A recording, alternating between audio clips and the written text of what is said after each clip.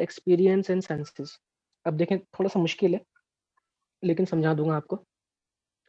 Cognition की जब हम बात करते हैं ना, तो कॉग्निशन का मतलब क्या होता है? कॉग्निशन हमारे माइंड के अंदर एक ऐसी चीज है, ठीक है, जो बेसिकली मेंटल एक्शन और प्रोसेस ऑफ एक्वायरिंग नॉलेज, यानी किसी भी चीज से रिलेटेड नॉलेज हासिल करना कॉग्निशन का काम है। और उस नॉलेज को हासिल करने के बाद थॉट के जरिए, अपना एक्सपीरियंस के जरिए और सेंसेस के जरिए उस नॉलेज को अंडरस्टैंड करना, this is called cognition. This is called cognition. यानी फॉर एग्जाम्पल आपने एक ट्री देखा, आपने एक ट्री देखा, उस ट्री को देखने के बाद आपने क्या किया? आपने उस आपने उस ट्री के बारे में जो इन्फॉर्मेशन है वो ले ली। यानी आपने उसको देखा, आपने ऑब्जर्व किया और आपको वो ट्री जैसा जैसा दिख रहा है, आपने उसके हिसाब से इन्फॉर्मेशन अपने माइंड में हासिल कर ली। उसके बाद आपने अपने थॉट्स के जरिए, यानी आपने उसके बारे में सोचा, अपने एक्सपीरियंस के जरिए कि जो कुछ भी आपने एक्सपीरियंस किया ट्रीज के बारे में, और अपने सेंसेस के जरिए, अपने सेंसेस के जरिए, यानी जो हमारे 5 सेंसेस होते हैं, अपने सेंसेस के जरिए आपने उसको अंडरस्टैंड किया। This is called cognition. This is called cognition. Cognition में क्या होता है? कॉग्निशन हमारे माइंड से रिलेटेड है, ठीक है। कॉग्निशन में ये होता है कि हम क्या करते हैं? कॉग्निशन के अंदर हम नॉलेज को एक्वायर करते हैं, नॉलेज को हासिल करते हैं और उसके बाद उस नॉलेज को समझने की कोशिश करते हैं अपने थॉट्स के जरिए, अपने एक्सपीरियंस के जरिए, अपने सेंसेस के जरिए। This is called cognition. आप लोग अभी जो क्रिमिनल साइकोलॉजी को समझने की कोशिश कर रहे हैं, क्रिमिनल साइकोलॉजी का जो लेक्चर ले रहे हैं, अब आप क्या कर रहे हैं? बेसिकली कॉग्निशन हो रही है। कॉग्निशन कैसे हो रही है? कि जो सारी बातें और जो कुछ मैं आपके साथ शेयर कर रहा हूँ, जो मैं आपको पढ़ा रहा हूँ, जो मैं आपको बता रहा हूँ, उन तमाम इंफॉर्मेशन को, उन तमाम नॉलेज को आप ले रहे हो और उनको लेने के बाद आप उसे अंडरस्टैंड करने की कोशिश कर रहे हो अपने थॉट्स के जरिए, अपने एक्सपीरियंस के जरिए और अपने सेंसेस के जरिए। This is called cognition. This is called cognition. तो हमारा जो ह्यूमन माइंड है, वो किसी भी चीज को जो समझता है वो कॉग्निशन के जरिए समझता है। कॉग्निशन एक प्रोसेस का नाम है, कॉग्निशन एक चीज का नाम है। और इसमें क्या होता है कि हम किसी भी चीज के बारे में पहले इंफॉर्मेशन को, नॉलेज को एक्वायर करते हैं और उसके बाद उस नॉलेज को हम चेक करते हैं या समझने की कोशिश करते हैं डिफरेंट चीजों के थ्रू, जिनमें थॉट्स आ जाते हैं, एक्सपीरियंस आ जाते हैं और सेंसेस आ जाते हैं। क्लियर हुआ कॉग्निशन? ठीक है। तो कॉग्निशन के जरिए हम क्या करते हैं? किसी भी चीज को अच्छे तरीके से अंडरस्टैंड करते हैं। किसी भी चीज को सिर्फ देख लेना, उसको समझना नहीं है। किसी भी चीज को ऑब्जर्व कर लेना, उसको समझना नहीं है। ठीक है। तो क्या होता है? सबसे पहले स्टेप में ये होता है कि हम उसे ऑब्जर्व करते हैं, उसे देखते हैं। दूसरे स्टेप में ये होता है कि हम इन्फॉर्मेशन हासिल करते हैं उसके बारे में, उसको देख के। तीसरे में ये होता है कि हम उसको अंडरस्टैंड करने की कोशिश करते हैं, समझने की कोशिश करते हैं, वेरीफाई करने की कोशिश करते हैं अपने थॉट्स के जरिए, यानी सोचते हैं उसके बारे में, उस अपने एक्सपीरियंस के जरिए और अपने सेंसेस के जरिए। This is called cognition. हमारा जो ह्यूमन माइंड है वो बेसिकली क्या करता है? कॉग्निशन के जरिए चीजों को समझता है। क्लियर हुआ? ठीक है। It encompasses many aspects of intellectual functions and processes such as attention, the formation of knowledge, memory, working memory, judgment, evaluation, reasoning, computation, problem solving, and decision making. Comprehension and production of language. Cognitive process use existing knowledge and generate new knowledge. अब देखें कितना जबरदस्त point लिखा है, कितना जबरदस्त point लिखा है। अब देखें इसको, ये है क्या? इसे हम बोलेंगे क्या? इस एक्टिविटी को हम बोलेंगे कॉग्निशन। इसे हम क्या बोलेंगे? कॉग्निशन बोलेंगे। और इसका जो प्रोसेस है उसे हम क्या बोलेंगे? कॉग्निटिव प्रोसेस बोलेंगे। ठीक है। हमारा माइंड जो है वो कॉग्निटिव प्रोसेस के जरिए चीजों को क्या करता है? समझता है, अंडरस्टैंड करता है। ठीक है। और जो कॉग्निटिव प्रोसेस करता है वो क्या है? कॉग्निशन है। तो यहाँ पे लिखा है कि it encompasses many aspects of intellectual functions and processes such as, यानी हमारा जो माइंड है, हमारे माइंड में एक चीज है जिसे हम क्या कहते हैं? इंटेलेक्ट। इंटेलेक्ट क्या है? हमारी विजडम है, हमारी अकलमंदी है। किस तरीके से हम चीजों को बहुत स्मार्टली समझ जाते हैं, किस तरीके से हम चीजों को बहुत स्मार्टली अंडरस्टैंड करते हैं, that is called what? Intellect, wisdom, हमारी अकलमंदी। ठीक है।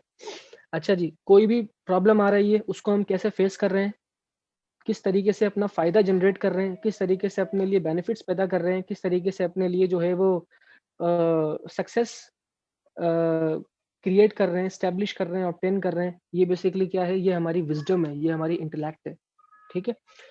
अब जो कॉग्निशन है ना, कॉग्निशन से हमारे इंटेलेक्चुअल फंक्शंस जुड़े हुए हैं, यानी अटेंशन। ठीक है।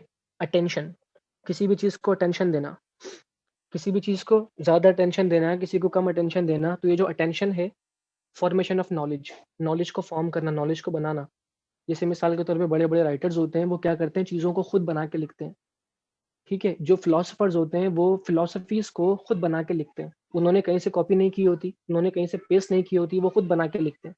तो this is called formation of knowledge. Knowledge acquire भी की जाती है, नॉलेज फॉर्म भी की जाती है और नॉलेज जो है वो शेयर भी की जाती है। नॉलेज एक ऐसी चीज़ है जिसे आप क्या करते हो, पैदा भी करते हो, जिसे आप हासिल भी करते हो और जिसे आप फैलाते भी हो। क्लियर है? तो जो बड़े-बड़े राइटर्स होते हैं, बड़े-बड़े थिंक टैंक्स होते हैं, बड़े-बड़े इंटेलेक्चुअल लोग होते हैं, बड़े-बड़े एक्सपर्ट होते हैं, वो लोग क्या करते हैं, वो जनरेट करते हैं नॉलेज को, वो पैदा करते हैं नॉलेज को, वो बनाते हैं नॉलेज को। जो लर्नर्स होते हैं, वो हासिल करते हैं और उसके बाद जो टीचर्स होते हैं, जो एजुकेटर्स होते हैं, वो क्या करते हैं, शेयर करते हैं। क्लियर है? तो कॉग्निशन से रिलेटेड है क्या? अटेंशन, ठीक है? फॉर्मेशन ऑफ नॉलेज, मेमोरी या वर्किंग मेमोरी, यानी हमारी जो मेमोरी है, हमारी मेमोरी का भी ताल्लुक किससे है? कॉग्निशन से। मैंने आपको क्या बताया? अटेंशन किसको कम देनी है, किसको ज़्यादा देनी है, इसका भी ताल्लुक किससे? कॉग्निशन से। फॉर्मेशन ऑफ नॉलेज कॉग्निशन से ताल्लुक है। हमारी मेमोरी, यानी हम चीज़ों को किस तरीके से याद रख पा रहे हैं। हमारी मेमोरी बहुत ज़्यादा है, हमारी मेमोरी बहुत कम है, तो मेमोरी भी इससे कनेक्टेड है। वर्किंग मेमोरी इससे कनेक्टेड है। जजमेंट, हम किस तरीके से फैसले ले रहे हैं, हम किस तरीके से जजमेंट कर रहे हैं। इवैल्यूएशन, हम किस तरीके से चीज़ों को चेक कर रहे हैं, हम किस तरीके से चीज़ों की जाँच पड़ताल कर रहे हैं। यानी कोई चीज़ अगर हमें कोई कह रहा है या कोई चीज़ हमें मिल रही है, तो हम किस तरीके से उस चीज़ को चेक कर रहे हैं कि वो सही है या गलत है। इवैल्यूएशन करना, रीज़निंग करना, किसी भी चीज़ का रीज़न देना। अगर कुछ भी हमने किया है, कुछ भी हमने बोला है, तो उसका रीज़न देना। कंप्यूटेशन करना, प्रॉब्लम सॉल्विंग। प्रॉब्लम सॉल्विंग का मतलब, कंप्यूटेशन करने का मतलब होता है किसी कंप्यूट करना, यानी कैलकुलेशन करना, हिसाब-किताब करना, कंप्यूटेशन करना, ठीक है? उसके बाद क्या है, प्रॉब्लम सॉल्विंग, यानी किस तरीके से हम डिफरेंट प्रॉब्लम्स का सॉल्यूशन निकाल रहे हैं, किस तरीके से हम उनको सॉल्व कर रहे हैं, प्रॉब्लम सॉल्विंग है। डिसीजन मेकिंग है, किस तरीके से हम जो है वो स्मार्ट डिसीजंस ले रहे हैं, किस तरीके से हम अपने गलत डिसीजंस को कवर कर रहे हैं, स्मार्ट डिसीजंस में कन्वर्ट कर रहे हैं, ठीक है? कॉम्प्रिहेंशन करना, ठीक है? यानी चीज़ों को क्लियरली समझना, ठीक है? और प्रोडक्शन ऑफ लैंग्वेज, किसी भी लैंग्वेज को सीखना या किसी भी लैंग्वेज को प्रोड्यूस करना, किसी भी लैंग्वेज को बनाना, किसी भी लैंग्वेज को यूज़ करना, ये तमाम की तमाम चीज़ें कनेक्टेड हैं किससे? आप आपके माइंड से तो कनेक्टेड है, लेकिन आपके माइंड के अंदर एक चीज़ मौजूद है जिसे हम क्या कह रहे हैं? जिसे हम कह रहे हैं कॉग्निटिव प्रोसेस। और कॉग्निटिव प्रोसेस किस पे बेस करता है? कॉग्निशन पे बेस करता है। ये तमाम की तमाम चीज़ें जुड़ी हुई हैं किससे? कॉग्निशन से, कॉग्निटिव प्रोसेस से। और कॉग्निटिव प्रोसेस क्या है? एक ऐसा प्रोसेस है जो बेसिकली हेल्प करता है आपको चीज़ों को समझने में और सीखने में। और उसके बाद कॉग्निशन के ज़रिए ही आपकी जो विज़डम है, आपकी विज़डम क्रिएट होती है। आप अक्लमंद बनते हो, किसके ज़रिए? कॉग्निशन के ज़रिए। आपकी अंडरस्टैंडिंग जितनी ज़्यादा है, आपकी नॉलेज की एक्वायरिंग जितनी ज़्यादा है, आप जितना ज़्यादा नॉलेज को एक्वायर कर रहे हो, जितना ज़्यादा आप नॉलेज को अंडरस्टैंड कर रहे हो, उतना ही ज़्यादा आपकी जो विज़डम है वो बढ़ती जाएगी, आपकी जो इंटेलेक्ट है वो बढ़ती जाएगी। क्लियर हुआ?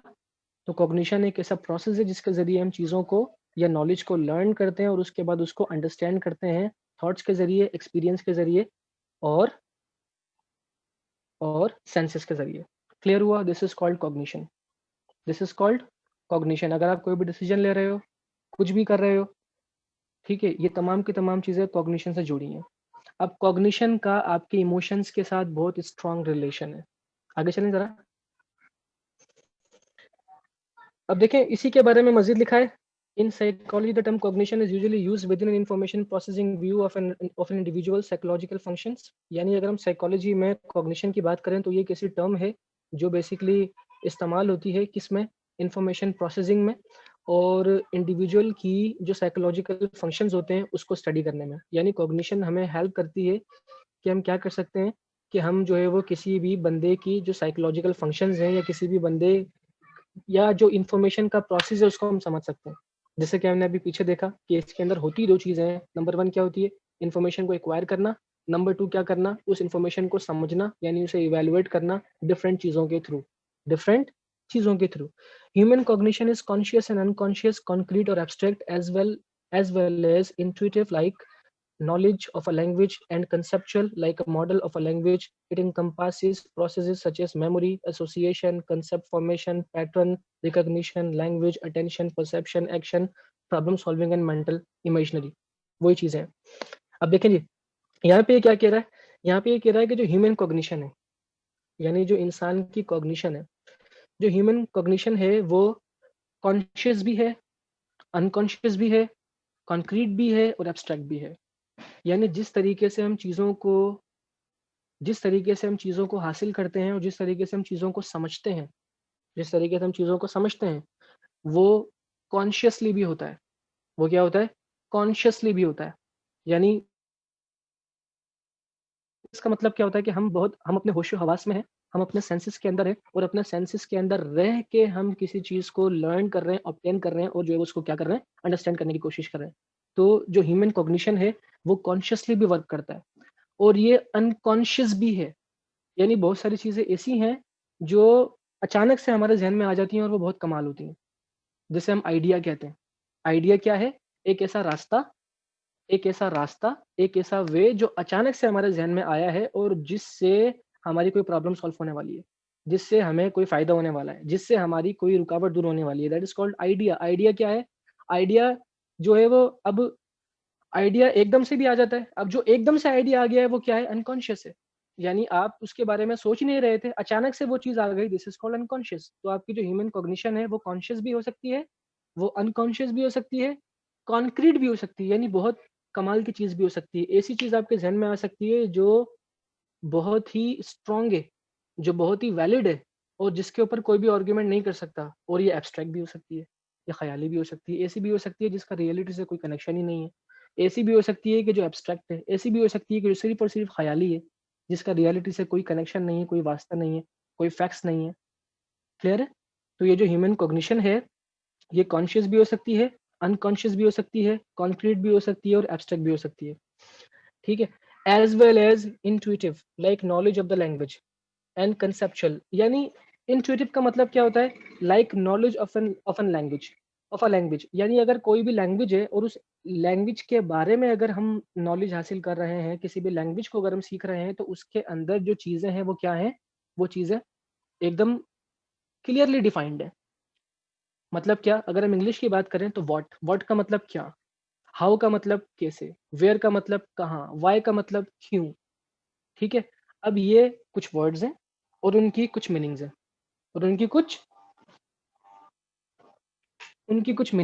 अब ये वो चीज़ें हैं जो बेसिकली क्या हैं? फिक्स्ड हैं। अगर हम रूल्स की बात करते हैं, तो हम डिफरेंट टेंसेस में बात करते हैं।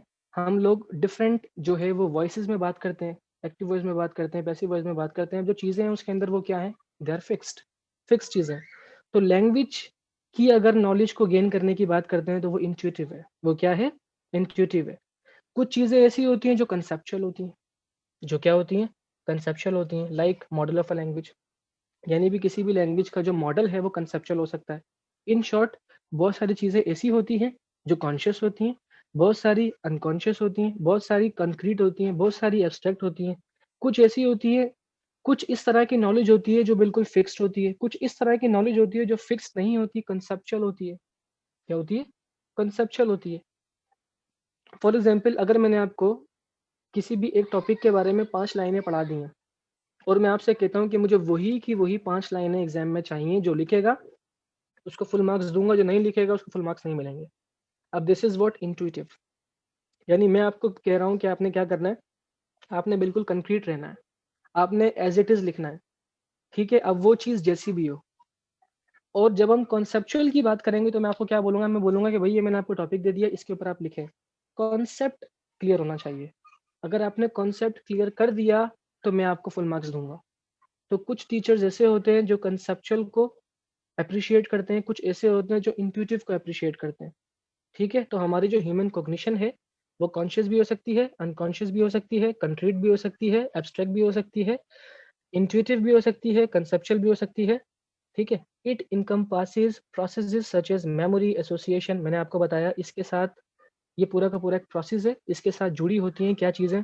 हमारी मेमोरी, हमारी एसोसिएशन, हमारी कॉन्सेप्ट फॉर्मेशन, हमारी नॉलेज फॉर्मेशन, हमारी हमारी लैंग्वेज, हमारी अटेंशन, हमारी परसेप्शन, किसी भी चीज़ को हम कैसे परसीव कर रहे हैं, किसी भी चीज़ को देखने के बाद अपने माइंड में हम क्या चीज़ बना रहे हैं उसके बारे में। एक शख्स को देखा और अपने माइंड में ये बना लिया कि यार ये तो बहुत ही ज़्यादा इन्फॉर्मेटिव है, बहुत ज़्यादा इसके ऊपर नॉलेज है।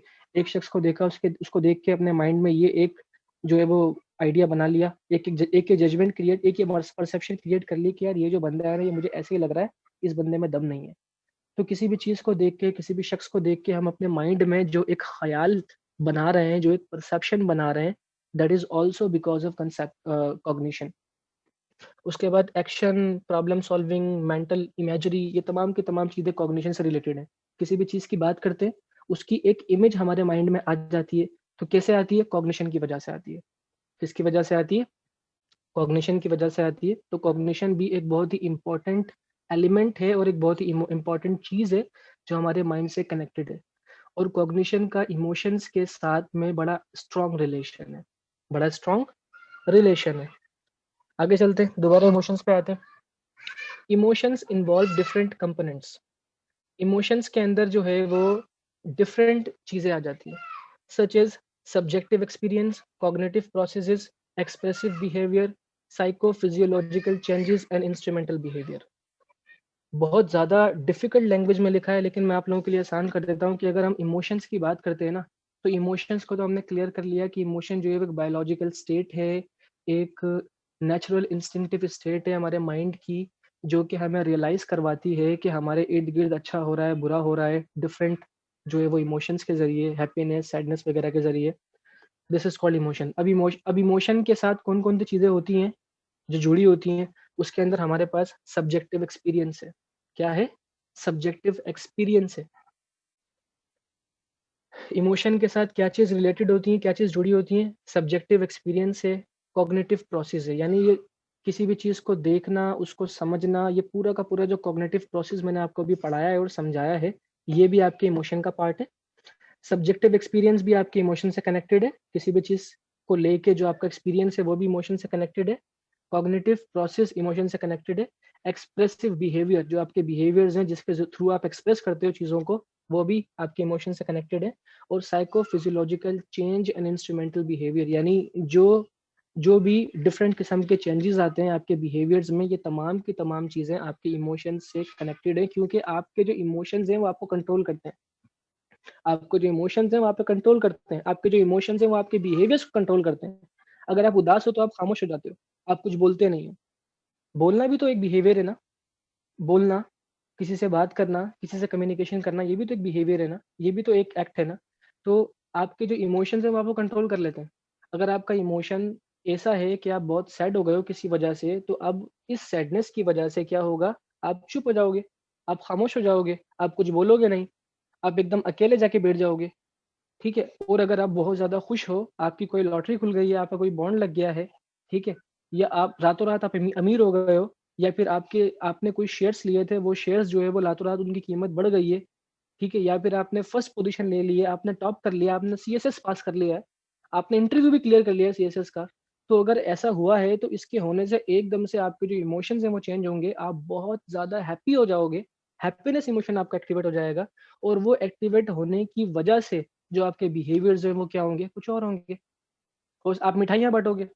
आपने सीएसएस क्लियर कर लिया ना, आपने रिटन क्लियर किया, आपने वाइवा क्लियर किया, अब उसके बाद क्या होगा, अब इसकी वजह से आपका इमोशन एक एक्टिवेट हो गया हैप्पीनेस का।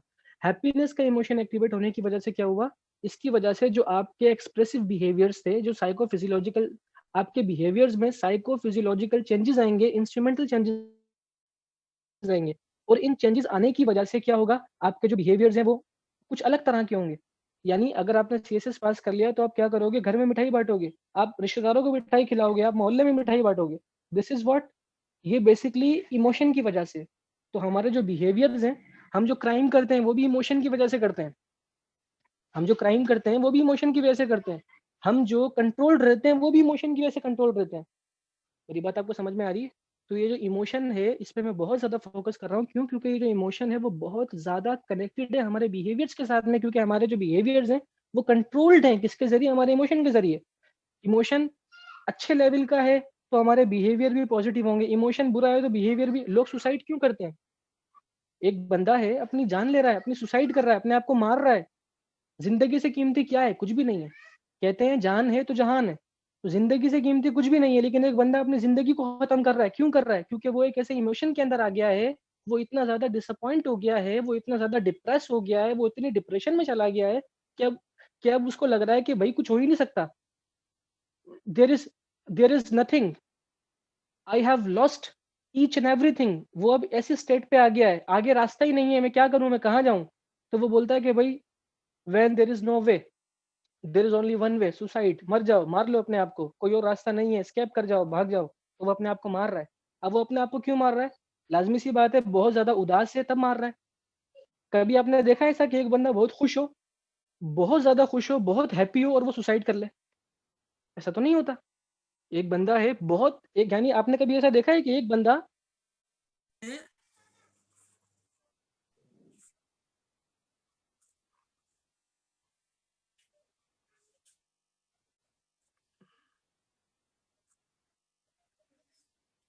जी, एग्जाम्पल मैंने आपको दी। कभी आपने ऐसा सुना कि एक बंदे ने बड़ी मेहनत की हो, 7 8 9 10 साल जो है वो उसने होमवर्क किया हो, पढ़ाई की हो, स्टडी की हो, हार्डवर्क किया हो कि मैं CSS पास कर लूँ, और उसने रिटर्न भी क्लियर कर लिया, और उसके बाद उसने वाइवा भी क्लियर कर लिया, उसके बाद वो इतना खुश हो कि खुशी खुशी में वो सुसाइड कर ले। ऐसा नहीं होता, खुशी खुशी में कोई सुसाइड नहीं करता। खुशी सुसाइड लोग कब करते हैं? जब वो बहुत डिप्रेस होते हैं, उनके ऐसे इमोशंस एक्टिवेट हो जाते हैं कि जो उन्हें बहुत ज्यादा इंफीरियोरिटी में ले जाते हैं, एहसास कमतरी में ले जाते हैं, और उनको ये कुछ थॉट्स माइंड में आना शुरू हो जाते हैं कि यार अब जिंदगी खत्म हो गई है, कुछ नहीं हो सकता, अब लोगों को मैं फेस नहीं कर सकता, अब लोगों को मैं डील नहीं कर सकता, अब सिर्फ एक ही तरीका है कि मैं स्केप कर जाऊं, मैं सुसाइड कर लूं। ये बेसिकली इमोशंस की वजह से होता है। किसकी वजह से होता है? अब इमोशंस अगर आपके नेगेटिव एक्टिवेट हो गए हैं ना, तो आपका जो कॉग्निटिव प्रोसेस है वो बेसिकली अजीब तरीके से काम करना शुरू कर देता है। आपका जो कॉग्निटिव प्रोसेस है वो बिल्कुल समझ लें कि आप लो हो जाता है, या चेंज हो जाता है, या अजीब तरीके से काम करना शुरू कर देता है। आप चीजों को उतना स्मार्टली नहीं समझ पाते जितना स्मार्टली आप हैप्पीनेस में समझते हो। हमारे जो इंटेलेक्ट है, वो कहते हैं ना कि इंसान का जो दिमाग है वो मफलूज हो जाता है, इंसान का जो दिमाग है ना वो कोलैप्स हो जाता है, उसका दिमाग काम ही नहीं करता। हम अक्सर कहते हैं यार मेरा दिमाग काम नहीं कर रहा है, मेरा बिल्कुल भी दिमाग काम नहीं कर रहा है। इसका मतलब क्या है? इसका मतलब ये है कि हमारा माइंड ऐसा हो गया है कि वो हमारे साथ कुछ इतना बुरा हो गया कि हमारा माइंड काम करना छोड़ दिया है, हमारे माइंड ने, हमें समझ नहीं आ रहा कि हम क्या करें।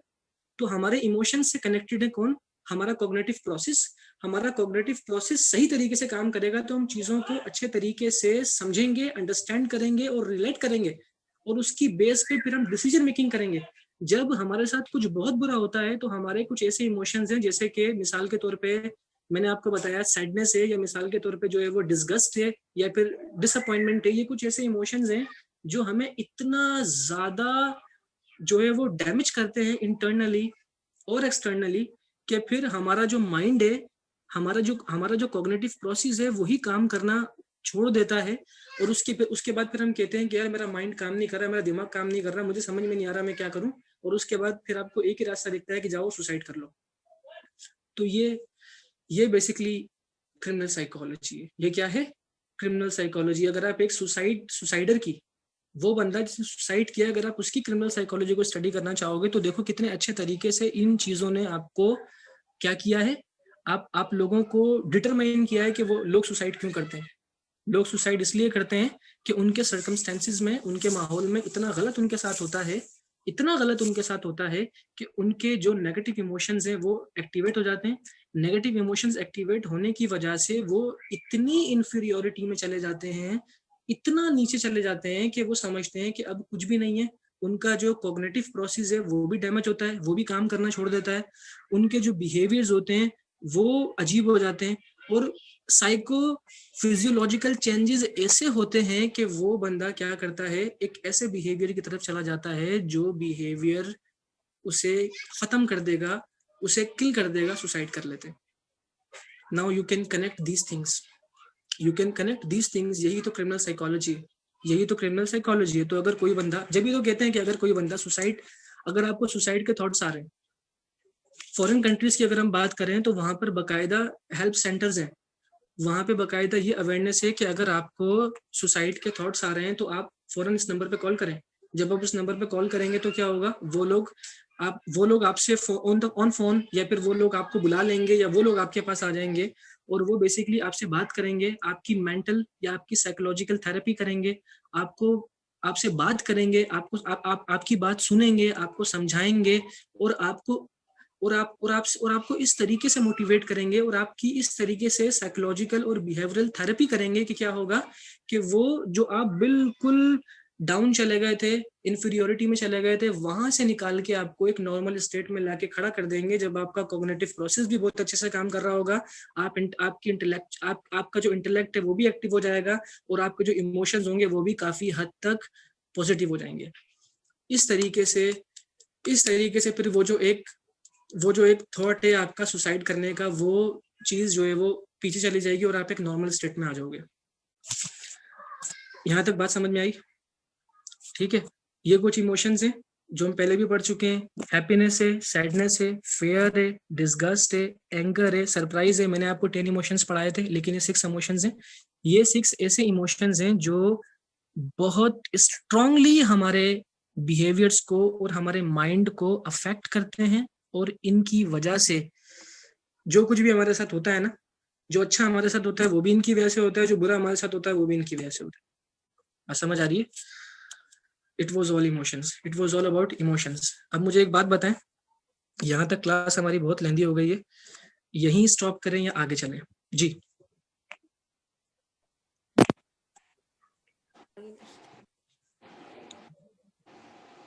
सर आई थिंक एक टॉपिक सर पढ़ें, आगे चलें थोड़ा। सर प्लीज स्टॉप कर दें, क्योंकि यहाँ लाइट नहीं है और मेरी जो बैटरी है और नेटवर्क का मुझे बहुत ज्यादा प्रॉब्लम है। हेलो जी सर, स्टॉप कर दें, वाकई सर हमारे साथ भी प्रॉब्लम है। जहांगीर, आवाज आ रही है? जी सर, आवाज आ रही है सर। अच्छा, लेक्चर समझ में आया? जी सर, बिल्कुल सर। जी सर, आ गया। आगे अब मुझे ये बताओ कि यहीं पे स्टॉप करें या आगे चलें? सर आज सर यही स्टॉप करते हैं, फिर आगे क्लास में सर आगे पढ़ेंगे, क्योंकि सबको सर कनेक्टिविटी इशू आ रहे हैं सर। अच्छा जी सर। ठीक है। मेरा तो खैर ये था कि मैं आपको आगे भी लेके चलूंगा, इससे आगे भी पढ़ाऊंगा। यहाँ तक देखो, मैंने बहुत अच्छे तरीके से चीज़ों को कनेक्ट करने की कोशिश की है। अब यहाँ तक जो कुछ मैंने आपको पढ़ाया है उसके अंदर मुझे बताओ कि कोई क्वेश्चन है, कोई सवाल है तो मुझसे पूछो।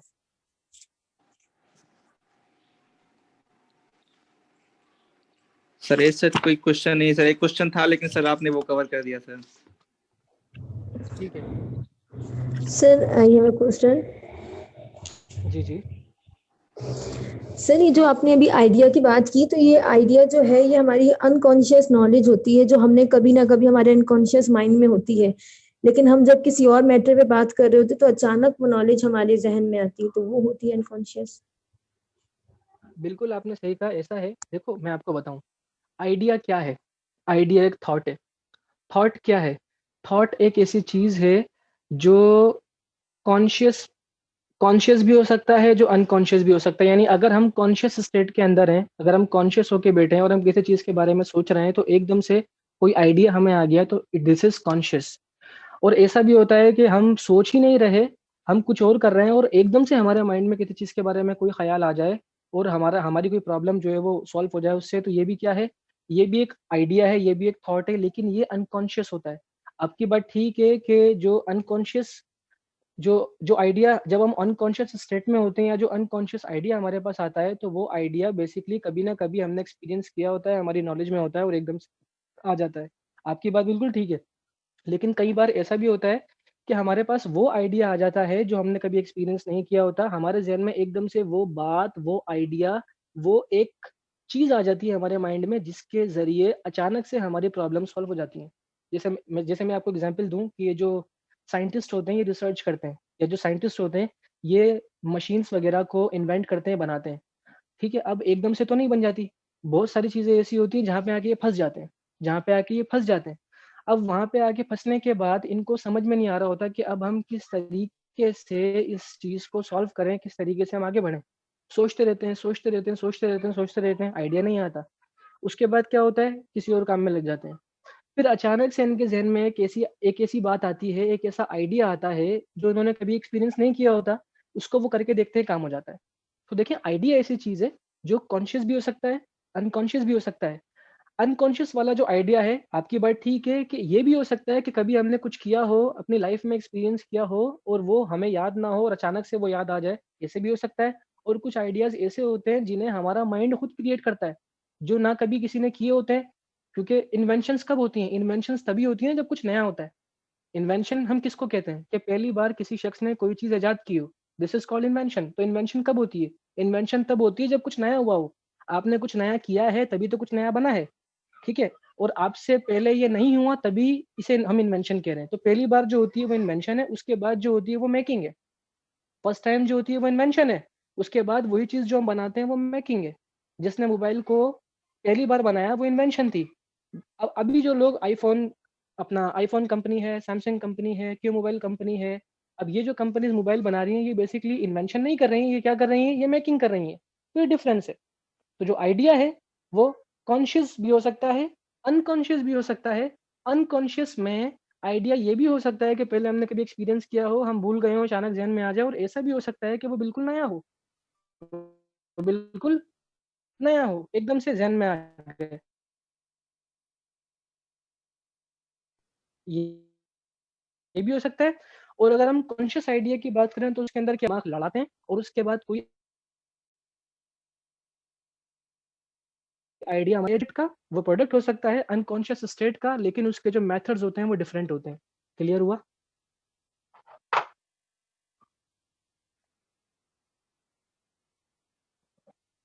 हेलो?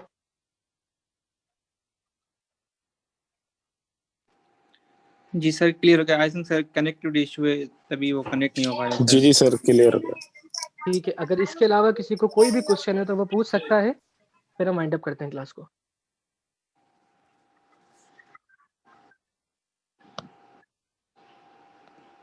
आप सबको मैंने अनम्यूट रखा हुआ है क्योंकि आपका मसला होता है कि सर हमें कोई बोलने नहीं देता, म्यूट कर देते हैं फ़ौरन ऑनलाइन क्लास में। मैंने आपको अनम्यूट रखा हुआ है, आप अपने आप को अनम्यूट कर सकते हैं, फीचर ऑन है।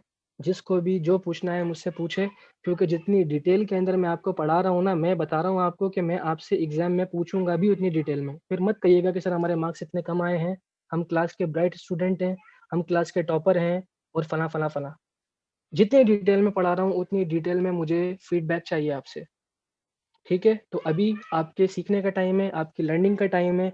अभी जितना मुझसे पूछ सकते हो पूछो, सीख सकते हो सीखो। जब मैं आपसे पूछूंगा तो फिर मुझसे आप ये एक्सक्यूज मत देना कि सर ये आपने इतना मुश्किल सवाल दे दिया, आपने इतना मुश्किल पेपर बना के दे दिया, हमसे नहीं हो रहा।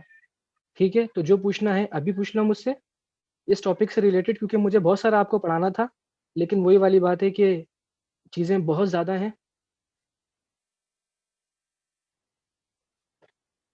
कोई सवाल नहीं है किसी का? वाइंड अप कर दें क्लास को?